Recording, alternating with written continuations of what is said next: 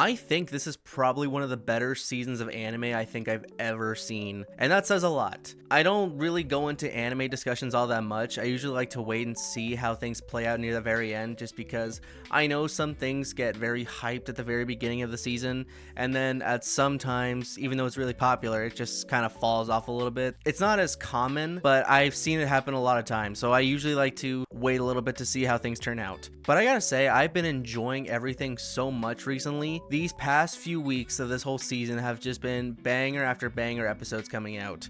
I'm usually watching so many shows at a given time, like 10 or 12, sometimes even more. And usually what happens is I'll fall behind a few shows here and there.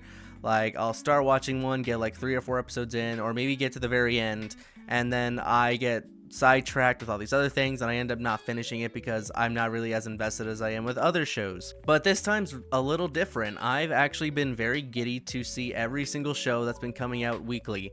I've kept track with them all. I've been very thorough about it, and I want to just talk about them a little bit, just nerd out, because I think there are some very good shows that a lot of people should be watching, and maybe some ones that not a lot of people are talking about. I did this a little while ago with Kaya Isn't Scary, but if you want to see my whole breakdown of that show, I'll leave a link for it so you can go check that out. I think it's a very good show. I think a lot of people would like it, even if it's not your type of thing. But anyway, let me just get into some of the shows that I've been watching. The first big one I think is a very good show is Oshinoko. I just saw the most recent episode, episode 7. I'm not going to go into any spoilers for any of these shows. I'm going to try my best. I'll just give like a little synopsis here and there, what I think of it so far. For this though, I'm going to go off on the premise thinking that a lot of people have already watched Oshinoko. I think a lot of people are keeping it on their radar. They've been eagerly waiting for this show every week.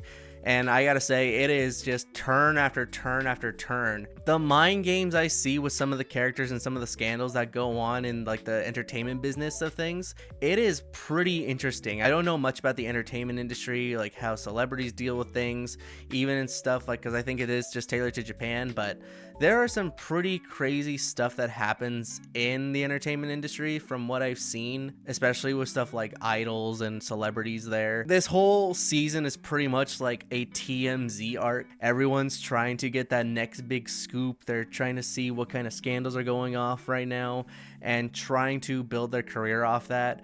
It's kind of interesting. I really like to see the character development right now, especially with Kana. I think she's a very good character. I think her character arc right now is just absolutely amazing. She's going like through these ups and downs, and then with the characters on the side too, Ruby's doing her own thing. She's just absolutely playing things from behind the scenes. And then you get to characters like Akane, who is just absolutely doing this Batman style deduction stuff where she's going through the history of everyone in their agency. She's trying to find the certain person for Aqua, and she ends up finding the person. And I'm not going to get into any spoilers of the more recent episode, but it is pretty crazy. With her and Aqua, it's like seeing Light and L trying to go wit for wit, trying to outsmart one another. It's like someone's always going to be a step ahead. It's really, really cool. I really, really like this show. I think a lot of people should watch it. The next show I want to talk about is Frieren Season 2. I'm really enjoying that show right now. The first episode pretty much kicked off where the first season ended, which I always think is a very good thing. It's just a nice continuous shot all the way through. The opening is great, the ending is great, especially with Oshinoko. I didn't mention that, but both those endings and openings are fantastic. But with Frieren, I just like have a little special place for it because it is so relaxing. It's really funny. You get to see how these characters bond, and you get to go back and see like her and Himmel's party that are going through all these different battles, all these different lessons that they're going through. It is a really, really touching show. And it also has some good laughs here and there. I know a lot of people were laughing at that scene where she's just crying for 3 straight days and nights. That is probably one of the greatest things I've ever seen, just an old lady going absolutely ballistic because someone probably called her old. It's the little things like that that make me appreciate the show. It's just a nice daily slice of life kind of deal with fantasy elements mixed in there. I really enjoy it. I also love how they just put so much effort into the animation for simple fight scenes or even some of the most mundane tasks. Like in the more recent episode, I know the episodes are a bit delayed because of the Olympics going around right now, which that is a whole big scandal right there. The freaking Canadians were caught cheating, I guess, and people were taking the condoms out. I guess they were, I guess they were having some fun in the bedroom because all of these great shows were happening right now. So I don't know. It's just been one crazy thing after another. But going back to Frieren, I was getting sidetracked. There was the one scene in the more recent episode. I won't count this as a spoiler, but I think it's kind of funny because she basically does something like a Raiders of the Lost Ark kind of deal where she's in the fucking mine and she's told to find, I think it's nickel or silver. I don't remember which one it is, but basically she's just like doing this crazy fucking thing. She's like moving the stars, everything turns dark. She's got like a whole GPS system right there, and then it's just like points to a wall right down the corridor from her. It's like, I found the things you were looking for. Like, that was the whole thing. I really think that is hilarious. I love when shows just do absolutely extra shit for the most mundane things.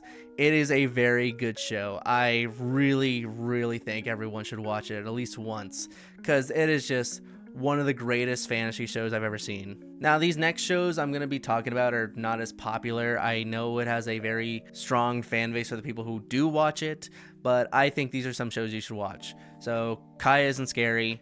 Like I said, you can go check that out if you want to see that. Shibu Yugi, I also made a video on that too.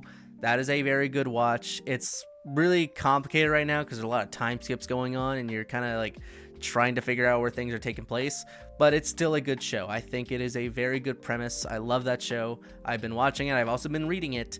It is a good series. I would definitely recommend go checking that out because it just looks phenomenal. And there's also shows like Roll Over and Die.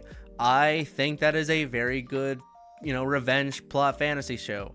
I know there's stuff like Sends to Be a Hero out right now, which a lot of people are praising, but I think this show does a good job too.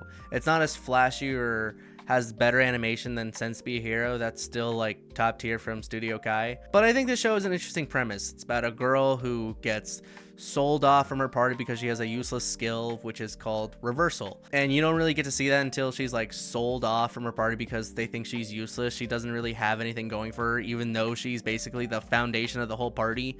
They really just don't function without her. So she gets sold off into slavery. In the first episode, she's about to die, and then she sees this sword. Well, when people pick up this sword, they end up dying. The sword just basically takes everything away from them, and it just ends up harming them. But this time, it's different with her. She ends up picking up the sword, and because of her abilities called reversal, instead of doing harm to her, it actually helps her. Like, it heals her, it gives her a bunch of stats that the sword was taking away from other people. So it just basically put her into high gear. She's pretty much OP at this point. I know that's a common trope for a lot of things, but I think what this show does well, it's got like a nice balance of gore and wholesomeness. So she basically just cuts off the chains and says, I don't care what anyone does. If I'm going to protect myself or anyone, I will just absolutely kill this motherfucker. I don't care what happens. I will do whatever it takes to make things work. I think that's a cool premise. I like that. I like how she doesn't really go with like the coward route. She just absolutely just sticks to business. I really like that. It's not for everyone, obviously, but I think if you watch it, you'll probably really enjoy it. And then there's just other shows that I want to just spew out nonsense real quick. There's You and I Are Polar Opposites. That's a good, little rom-com there, little fun for all those people who just like to have a good chuckle. Not too many selling points here. It's just basically about a socially awkward person and someone who's super energetic. It's a nice little dynamic there if you like seeing that kind of thing. So I would recommend go checking that out too. That's a really good one. And the other one I've been watching is also Demon Lord's Daughter is Too Kind. I think that's a very cute show. It's wholesome. There's nothing bad about it. You get to see like the little character Do. She's learning to be a demon from one of her assistants, like the Demon King's assistant, Jahi. She's really just trying to make her evil when she's just not. She's just really friendly to everyone. I think it's a very wholesome show. If you want to go check that out, that one's a good one too. A lot of people really like that. I liked it. They do these things every episode where she sings a song based on like the activity she's doing. I think that's kind of funny. It's kind of hilarious in a way. It's adorable. So if you like that kind of show too, I would recommend go checking that one out as well. And then if you're like a total degenerate like a lot of people, just go watch Chain Soldier Season 2. That shit's great. It's got a lot better animation than One Punch Man Season 3, so you'll obviously like it a lot. So yeah, I just wanted to talk about this, and I'm pretty sure once the season ends, I'll probably just rank all the shows that I've been watching. So yeah, and that's pretty much it for me. I just wanted to rant. Let me know what y'all think, and then thanks for watching. Hope y'all enjoyed. I'll talk to you later. See ya.